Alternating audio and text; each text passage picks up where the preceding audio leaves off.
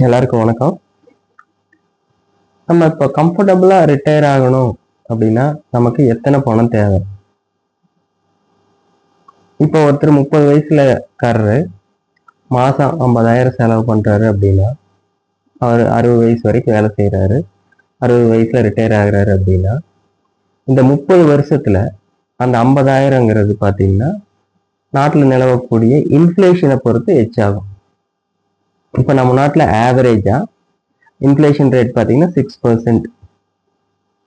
So இப்போ ஒருத்தர் மாதம் 50,000 செலவு பண்ணுறாரு அப்படின்னா 30 வருஷம் கழிச்சு ஒரு 6%ல இன்ஃப்ளேஷன் வருஷம் வருஷம் எச் ஆகுதுன்னா அவருக்கு அப்ராக்சிமேட்டாக அவரோட 60வது வயசுல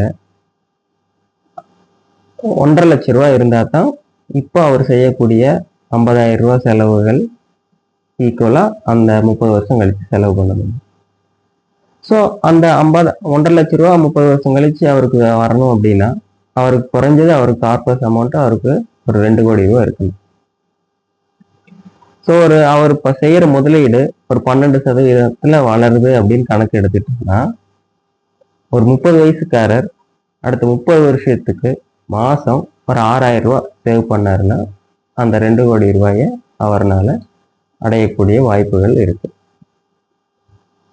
ஸோ நம்ம ரிட்டையர்மெண்ட் பிளானிங்ல முக்கியமான விஷயம் என்ன பார்க்கணும்னா, ரிட்டையர் ஆனால் நமக்கு மாச செலவுகள் செய்யக்கூடிய மாச செலவுகளுக்கு நமக்கு எத்தனை கார்பஸ் அமௌண்ட் வேணுங்கிறது தான்.